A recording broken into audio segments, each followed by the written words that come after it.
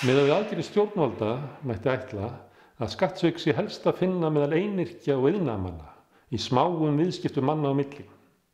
Reyndin hins vegar sú að skattsvik og skattaundanskot eru yfirstéttasport.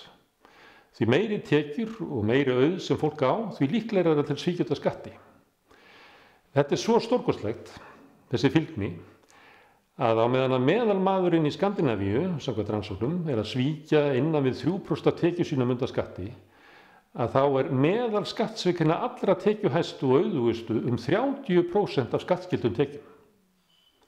Ef stjórnvöld hafa áhuga á að hemja skattsvikin, ættu það að einbeita sér að hinum allra auðugustu. Ástæðan fyrir þau gera það ekki er að stjórnvöld vinna undir hælnum á hinum allra auðugustu.